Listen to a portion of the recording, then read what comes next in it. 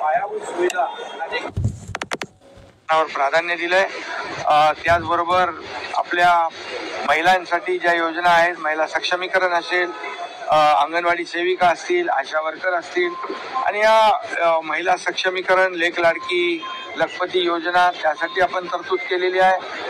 महिला बचत गट त्यांना सक्षम करणं, स्वतःच्या पायावर उभं करणं, याला आपण प्राधान्य दिलेलं आहे। आणि एकंदरीत यामध्ये सिंचन आहे, शेतकऱ्यांसाठी जलसंपदा विभागासाठी मोठ्या प्रमाणावर आर्थिक तरतूद केलेली आहे। दुष्काळ ग्रस्त जे भाग आहेत त्यांच्यासाठी देखील मोठ्या प्रमाणावर आपण यामध्ये तरतूद केली आहे, समोरचं संभावित सगळ्या गरजा लक्षात घेऊन।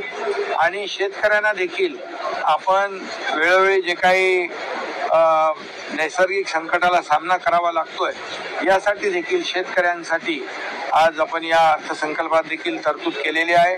जसं नमो सन्मान शेतकरी योजना जी आहे, तशीच आपल्या सरकारने देखील 6,000 केंद्राचे आहेत, तसे 6,000 रुपये आपण आपले देखील त्याच्यामध्ये टाकलेत। मला वाटतं उद्या आपलं ते 2 हप्ते देखील आपण शेतकऱ्यांच्या खात्यावर थेट जमा करणार आहोत।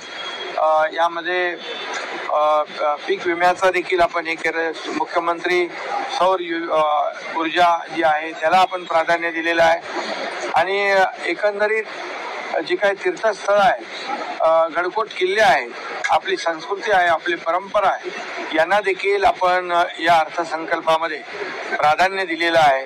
मोठ्या प्रमाणावर पर्यटन स्थळांना चालना देण्यासाठी त्याच्यासाठी तरतूद आपण केलेली आहे। मी सर्व डिटेलमध्ये जात नाही, परंतु एकंदरीत जे सर्व समावेशक, सर्व घटकांना न्याय देणारा हा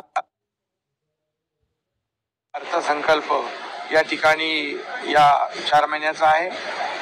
आणि या नागरिकांना, या महाराष्ट्रातल्या जनतेला याचा नक्की फायदा होईल।